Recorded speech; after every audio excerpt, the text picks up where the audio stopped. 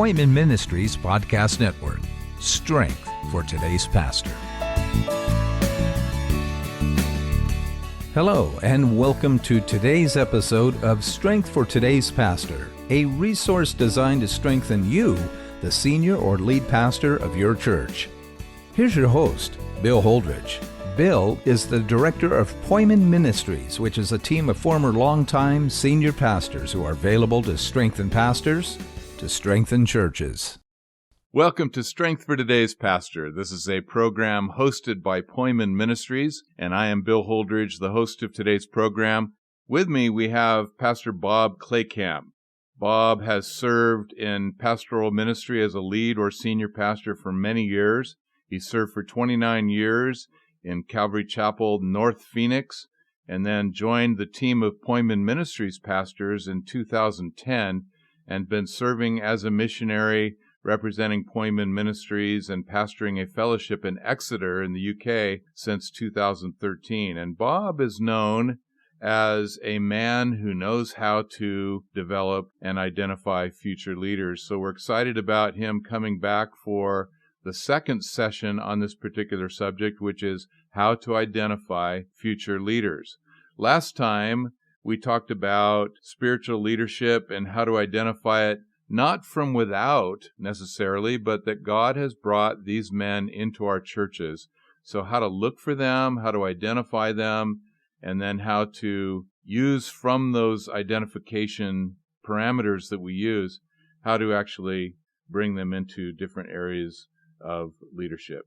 But thank you, Bob, for joining us again today. It's great to have you. Yeah, it's great to be a part of this. This is wonderful. Yeah, it is. And it's such an important subject because most senior pastors, lead pastors, are looking for more leaders. Maybe they're not looking in the right places. Maybe they're overlooking some of the great candidates that are actually already in their church. Maybe they don't really know how to develop leaders or how to identify future leaders. So in the last program, we got a good start on all of that.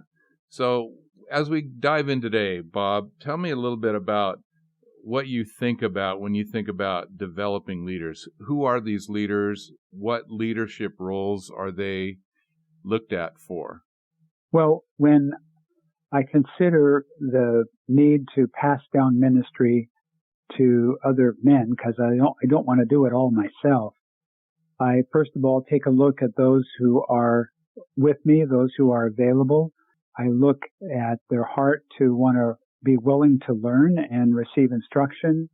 I look for those who are just serving in volunteer positions because they love people, they express the joy of the Lord, they're sound in their theology, they're attending the prayer meetings, they're involved. And so the next step is to really spend some time with them and put together, like every week or every 2 weeks, a meeting with them and their wives and pull them all together and take them through some leadership books as a base of discussion. Of course, along with books of the Bible like 1st and 2nd Timothy and Titus and other character studies of leaders in the Bible. But that forms a foundation to communicate on basic situations that happen in leadership. I'm not saying you're taking this class or this is going to make you an elder. I'm just saying, listen, I see God doing some deeper things in your life, and I want to be a part of that. And so would you be willing to meet with my wife and I every week or two and with some other folks here in the church, and let's see what the Lord might want to do in your life. And I would value your input on things in the church as well. So you said something that intrigued me. You talked about how that before you started this process of looking for leaders, you made a decision, I don't want to be doing it all by myself. How important is it for the senior pastor to make that decision? That's a decision that has to be made at the beginning, because when you're starting a church, let's say you start from the beginning where you're opening your home and you're starting a home Bible study in a new area, you are doing everything essentially yourself. You have to. But then as people begin to gather together, then you start sharing the responsibilities and saying, could you help me out here? Just an invitation rather than expecting them to do something, but inviting them to come along with you as you do different things. Even if you're just going to get coffee for the church or you're going to go to a hospital to visit somebody, take somebody who seems to be a little more having a servant's heart and willingness just to come along with you. And it's in those times that you get to hear their heart a little more. But it does take time. And it starts with that decision that the senior pastor makes.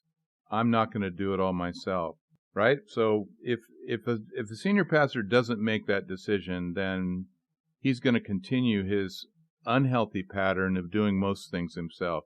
But it also involves, doesn't it, Bob?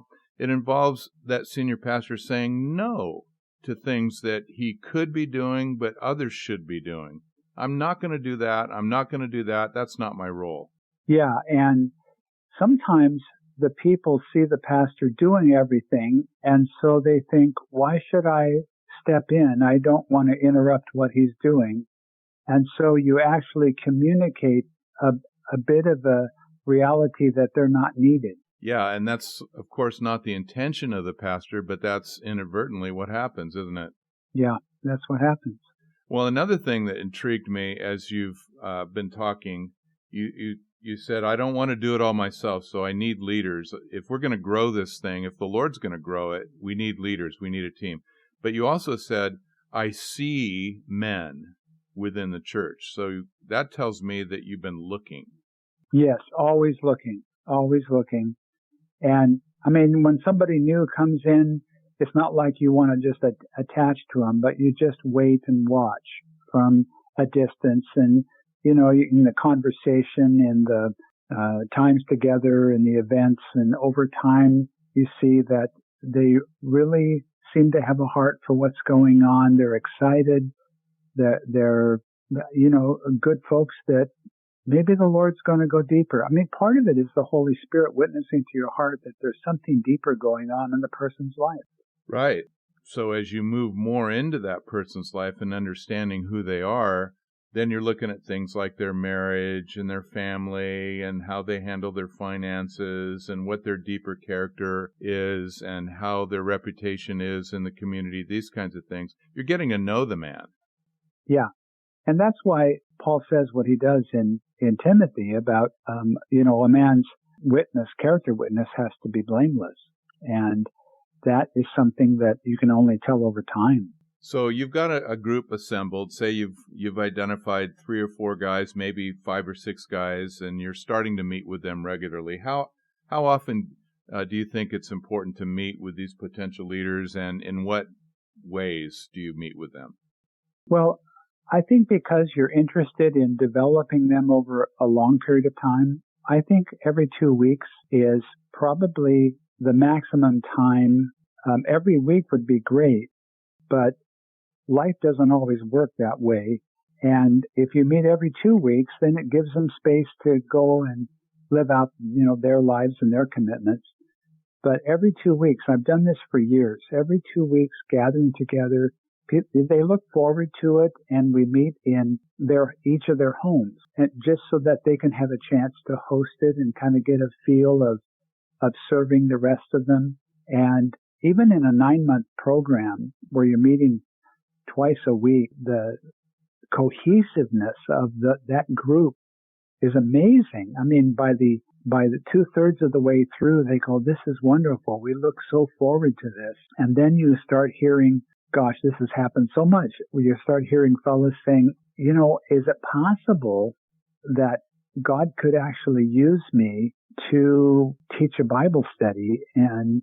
But I'm scared to death to do that. And then you go, well, let's try something. Why don't you prepare just a short devotional, just from a section, and let's get together and share it with us. And so you're encouraging them all along the way. It sounds so simple, but it sounds so deliciously relational. I love it.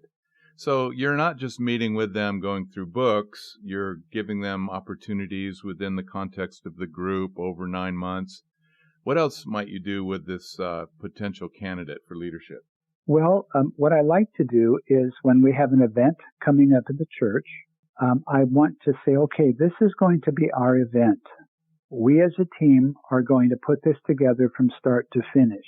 Because part of it is just, I want them to understand all that goes on behind the scenes when an event in the church takes place. It's not just showing up and then enjoying it and leaving. There's all this work behind the scenes, and they need to understand just how much goes on from start to finish. And then in that whole process, you also get to see something about their character, how they deal with challenges, how they deal with pushback from other people. And, you get to see a little bit of how their character comes out. So putting on events, you include them, you use your team to help you form the event. Any other ways outside of your biweekly meeting that you are going to connect with these men? Sometimes I meet with them, take them out to coffee. I take the husband and wife out to dinner and with my wife and we just talk and just, be vulnerable and just share our lives with them and want to hear about their lives and pray with them, spend time praying with them. And I remember one fella, I said, it seems like God's doing something in your life. What do you think the future holds spiritually for you? And to have the fella tell me, ever since I was a little boy, I saw myself as pastor of a small community church. And and he was in charge of a grocery store with 49 employees at the time. He was managing the whole store. And I said, no, are you kidding? I mean, how about a metropolitan area? You have more of a chance to grow. And he goes, no, it's a small town, a small church, and I was pastoring them. And I said, well, okay. And you know what? That fella is pastoring a Calvary Chapel in Clark Fork, Idaho, in the tip corner, and he's still there now. And he's doing a wonderful job. It's amazing just to see the beginnings of that and then fostering it and then helping them through let's test this, let's check it out, let's pray through it, things like that. The whole process really is helping that man identify and confess what the Spirit's been doing in him for perhaps a long time. Yeah, and sometimes they've been afraid to say it because it sounds so radical, sounds so silly. But, in these group gatherings, you have this dynamic of trust and openness and people sharing their challenges. And sometimes when you have an agenda for the night, and then a couple comes in and they have a crisis that's happening in their life, you throw the agenda away and you go and minister to them, and everybody, that's what you do, because it shows ministry isn't just form, it is, dynamic, it is real life, and you have to be willing to change gears and shift and take care of the real need. I love the picture you're painting, Bob. It's a picture of a highly relational, team building, organic, let's do this together, let's grow together, let's discover what the Spirit wants to do in our lives. This isn't a classroom, this isn't a seminary, it's life instruction. Yeah. Well, beyond that, beyond the meeting and beyond you meeting with them as a couple and the other things that you've mentioned, you're going to be exposing something of yourself as well. What are your thoughts on how vulnerable should you, as the leader of leaders, be in helping develop them as leaders? I think that has to happen by layers. I think that it's not safe to just dump all of the issues upon someone that you don't know that well. I think that as you share maybe a particular challenge that's going on in your life, you kind of see how they respond to that. And over time, it's important to see, does it reciprocate? I mean, do they open their life to you, or are they very closed? Because if they're closed and they're not opening their life to you as you open your life to them, then for some reason there's a block. And I think you need to be a bit careful in the vulnerability. Just take it at the right time. Don't rush it. You just have to kind of pace it out a bit. The team of leaders that we've had, and to me, leaders aren't just elders. Leaders are those in the church that just seem to have a real heart for the fellowship and a real sensitivity to the Holy Spirit and in how they serve the body. And, I first of all address people as leaders before I ever make an appointment for an elder, because they have to have shown that character over a long period of time before I'll even appoint someone to be an elder. Part of that character has to do with how they respond to each other in your times together, how they respond to you when you open yourself up by layers. Well, as you open yourself up and as these layers of your own life are being peeled back for them, it seems to me like that would be very helpful for them to know that our pastor, the leader of leaders in this church, he's a human being and he has to wrestle through the same issues that we do. Well, that's true. And I think trust is such an important aspect in a leadership team. When trust starts breaking down, it doesn't matter what you do. It's all looked at through slanted eyes in, kind of scrutinizing really what's the real thing. And it's almost, you can't win. When there's leaven that has set in the heart for some reason or distrust and there's no communication, then everything starts unraveling really fast. Trust, it takes a long time to build and can be broken and destroyed in a moment. So as this trust is developing among the guys that you're working with, they're starting to open up their hearts a little bit more toward one another, maybe a lot. So what are you watching as you observe the other guys as they respond to a man opening up his heart? Well, one of the things I look for is how do they tell others about what's going on, or do they keep quiet? Do they hold confidences? Because the things that happen in that team are only supposed to be held within that team. But do I find out that they're talking about them to others? If a person can't hold confidences, surely you don't want to, be revealing a lot of vulnerable things about your own life, because then it gets embellished as time goes on. If somebody crosses them, how do they talk about the person to other people? And how many people do they tell? Because that reveals a level of integrity or lack of integrity. And so you just have to watch and see. That's so solid. So here's a guy who opens his heart, and then the other guys on the team, they keep it quiet. So that's a good thing. You're strengthened and encouraged by their response. What about in the response to that brother in the meeting? Is there anything you're looking for as the other guys are seeking to respond to him? What are key points there? Well, I'm looking for how they pray for them. When we stop and say, let's take some time and pray for you because we need to see you, help you through this. And then just listening to the prayers of the other fellas, how they're praying for him. What happens afterwards? Do they say, hey, let's get together for coffee, let's talk. Here's my number. If I see some interaction going on, that's encouraging. But if I see kind of a stonewall where it's like, oh gosh, this guy's messed up, I don't want to have much to do with him, then that's a red flag for me. Yeah, it's the proverbial beam in my eye, speck in their eye. Yeah.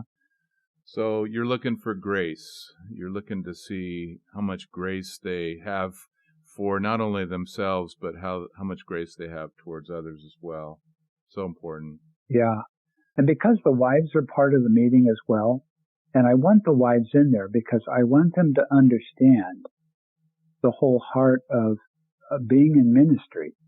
If they're going to go deeper in ministry, the wives need to be on the same page with the husband. And sometimes in these groups, we also kind of get an idea of where the wife's coming from.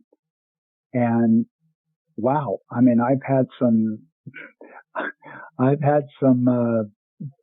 sessions where it's just kind of taken my breath away because it's not what I expected. And you go, boy, there's going to be a lot of work needed here. I can tell right now.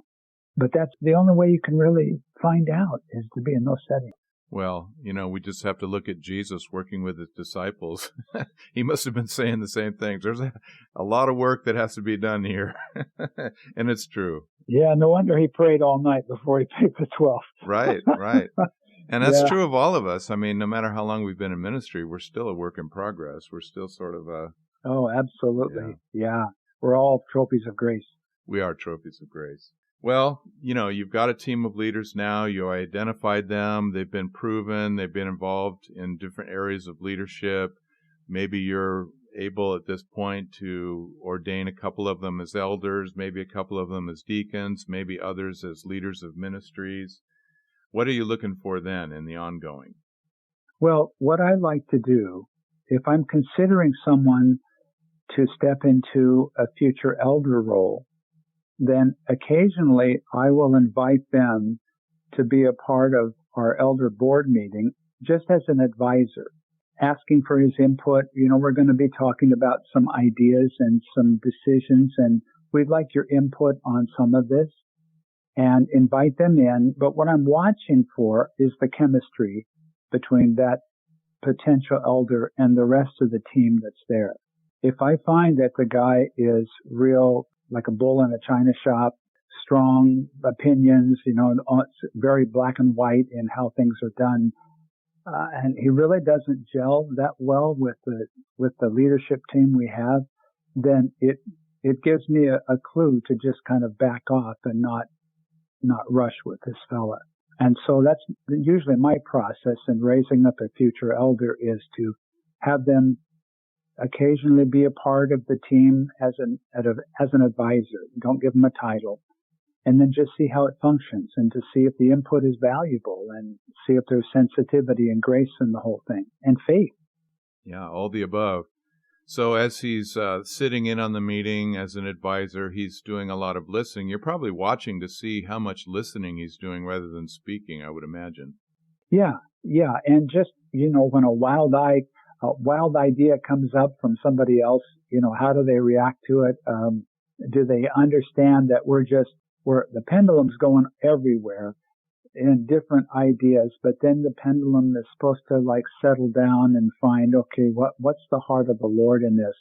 We can all have ideas, but let's seek the Lord and find it. And they're learning at the same time just how the leadership works within the church. Yeah, so they're part of that meeting. They're learning, they're observing themselves, but maybe every once in a while they come up with what they think is the idea of the century, and this is going to be the idea that everybody should listen to. So they present their idea, and it's met by the rest of the group with indifference, or maybe even they don't like it, or they don't think it's a good idea.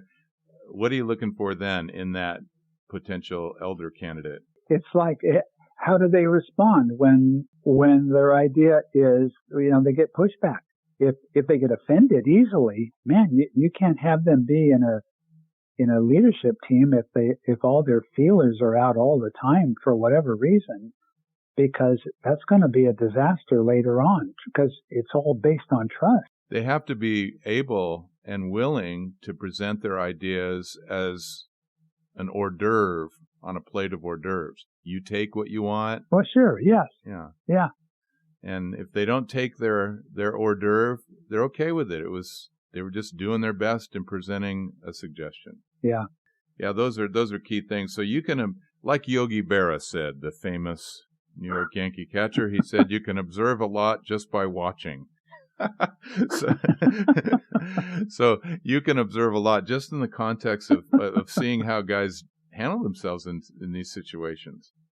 And again, all this takes time. I mean, I know the pressure is great to raise up leaders. I got to get somebody to help me. I'm going crazy. I'm doing everything, but you just got to hold back and be patient. Because if you put somebody in a position and they're not ready, it's crazy trying to sort it out, and it just doesn't usually end well.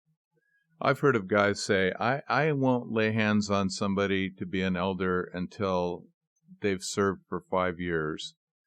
And I've heard others say, I like to get it done as quickly as possible. What's your, I know you can't answer this definitively, but what is your idea about the length of time, start to finish? You identify a man who definitely has characteristics that are helpful and you think might have leadership potential. From that start to the time when, say, you're willing to say, okay, you're going to be the head of this ministry, or you're going to be a deacon or an elder. What do you think is a normal period of time? I just think it differs with each individual. If somebody comes from another church, especially another Calvary chapel, since we are Calvary chapels and we have a particularly distinctive in how we operate in our church government and how we function, still, I want to wait and see. I want to wait several months because not everybody comes to every service every time. It takes time. And gosh, I just hesitate to put a time frame on it because sometimes the need is there, they're available, and you have to do something. And you just say, hey, could you handle this for me? There's no way I can do it. And you have enough of a sense that they have a good spiritual head on their shoulders, you might say, and you just give them like a one-off responsibility and just see how it goes. If it goes really badly, at least the collateral damage is small. And you just start small and you prove them over little things and you see how it goes. Well, like we say, it's easier to hire someone than it is to fire someone. So you're right. I think your ambiguity about the answer is the exact right answer, Bob. I like it. Yeah. You just we have to wait on the Spirit and watch lives and see what God is doing in a life. Yeah.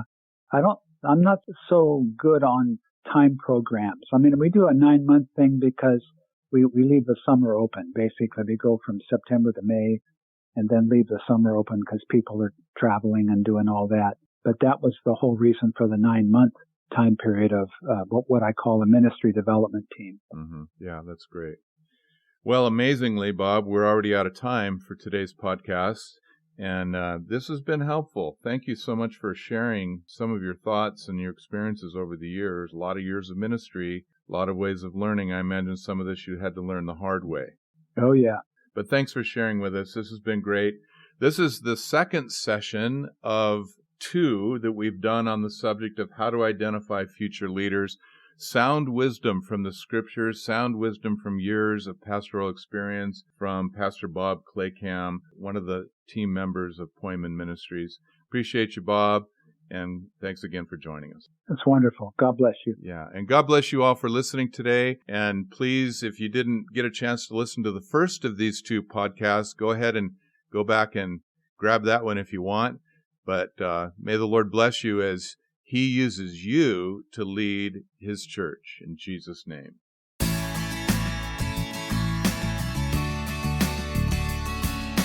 Strength for Today's Pastor is sponsored by Poimen Ministries. You can find us at poimenministries.com. That's spelled Poimen ministries.com. If something in today's program prompts a question or desire to connect with us, or if you have a comment or a topic idea for a future episode, just shoot us an email at strongerpastors@gmail.com. That's strongerpastors@gmail.com. Until we meet again, may you continue to be a strengthened pastor.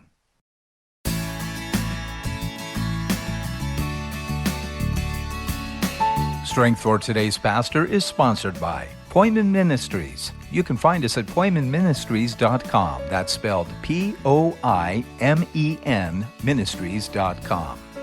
If something in today's program prompts a question or desire to connect with us, or if you have a comment or a topic idea for a future episode, just shoot us an email at strongerpastors@gmail.com. That's strongerpastors@gmail.com. Until we meet again, may you continue to be a strengthened pastor.